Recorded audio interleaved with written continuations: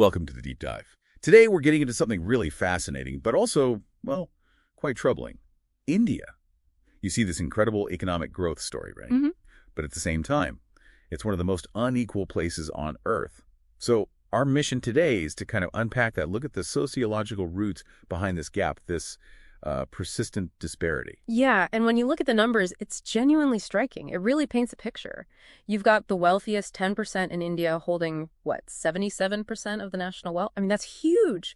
And get this, back in 2017, the richest 1%, they grabbed 73% of all the new wealth created that year. Meanwhile, the poorest half of the population saw just a tiny 1% increase. Wow, just 1%. 1%.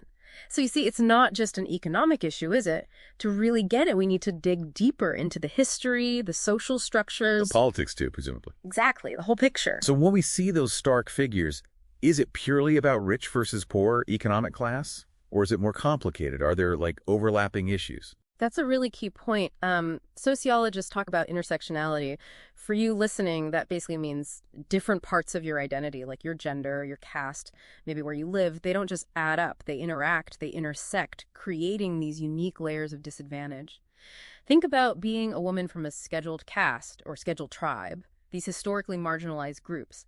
The data shows they often face the biggest hurdles, the lowest earnings. It's definitely not just one thing. Right, that makes sense. It compounds. So these roots of inequality, they must go way, way back then. Oh, absolutely. We're talking millennia. The ancient caste system started, over 2,000 years ago. It wasn't maybe always so rigid, starting more like occupational groups mentioned in the Vedas, but it evolved into the Varnas, the four main categories like Brahmins, Kshatriyas, and then thousands of specific jatis. And you had groups completely outside that system too. Exactly. The Dalits, historically called untouchables, and Adivasi communities, the indigenous groups, faced severe exclusion.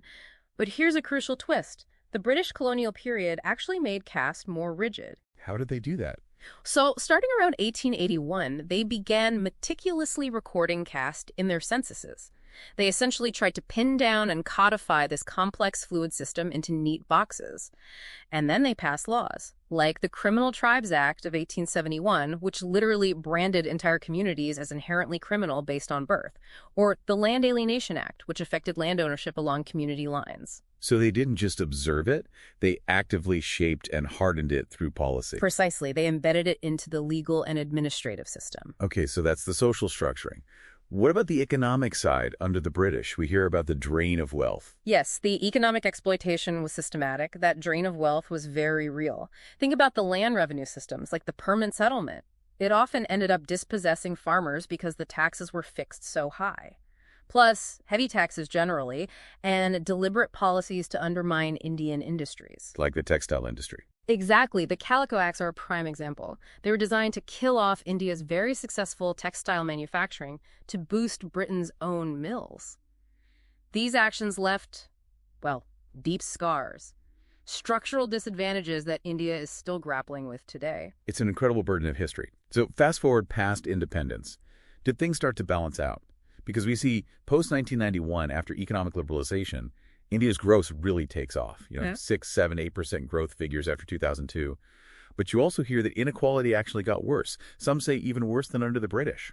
It's a paradox, isn't it? Rapid growth, but alongside rising inequality. You hear terms like jobless growth, where the economy expands but doesn't create enough jobs, or the share of national income going to wages actually declines. And even things meant to help, like the Green Revolution. A mixed bag, definitely. It was vital for food security, averted famines, huge achievement. But the benefits flowed mainly to larger landowners who could afford the new seeds, the fertilizers, the irrigation. It often marginalized smaller farmers and women in agriculture, too. It showed how even tech advancements can deepen social divides if you're not careful about equity. Right. Intentions versus outcomes. Yeah. What about specific policies aimed at fixing historical injustice, like reservation quotas? Affirmative action, essentially. Reservations are incredibly complex and contentious. They are designed for social justice to give marginalized groups like SCs and STs a leg up in education and government jobs. But they're often called a double-edged sword. They spark huge debate. And sometimes, even if someone gets economic benefit, it doesn't automatically mean full social acceptance or erase prejudice. The social stigma can persist. So the bias runs deeper than just economic opportunity. Yep. Okay, bringing it to the present day. What does inequality look like now in modern India? It's multifaceted. You have a huge digital divide. Think about internet access. Only about a third of rural women use it. That cuts off access to information, services, jobs. A massive gap in opportunity right there. Huge.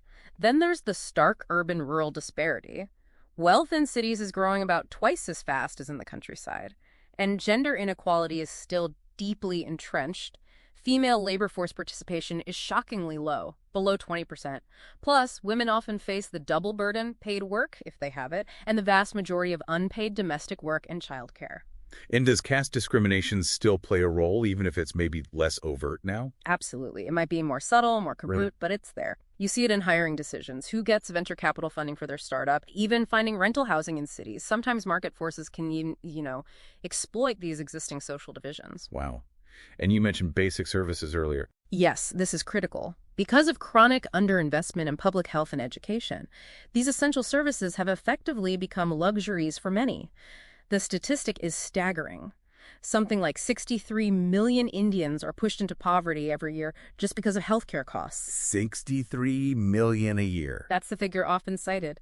And in the poorest states, infant mortality rates are worse than in parts of sub-Saharan Africa. It creates this devastating cycle of poverty passed down through generations. Lack of health, lack of education, lack of opportunity. It really paints a picture of how inequality isn't just about income, is it? It's about fundamental opportunities and, well, power. Precisely. Sociological perspectives emphasize that. It's rooted in power dynamics, who owns resources like land, and these persistent cultural beliefs, sometimes even blaming the poor for their situation. Is there a framework for thinking about this more holistically? Amartya Sen's capability approach is very insightful here. He argues that development shouldn't just be about GDP growth. True development, true equality, is about expanding people's their real freedoms and opportunities to live the lives they value. And when you look at marginalized groups in India, you see these profound capability deficits despite the headline growth figures. That really shifts the focus. It's been incredibly illuminating looking at how deep and tangled these roots of inequality are in Indian history, colonialism, modern policies all woven together. It's a profound challenge, no doubt about it. So maybe the thought to leave you, our listeners, with is this. If a country can achieve such rapid economic growth, but basic things, healthcare, education, remain out of reach for millions, pushing them back into poverty, what does that really tell us about how we measure progress, and what kind of fundamental systemic changes are needed so that someone's opportunities in life aren't just determined by who they were born as or how much money their family has? A crucial question indeed, something that requires deep reflection well beyond just the economics.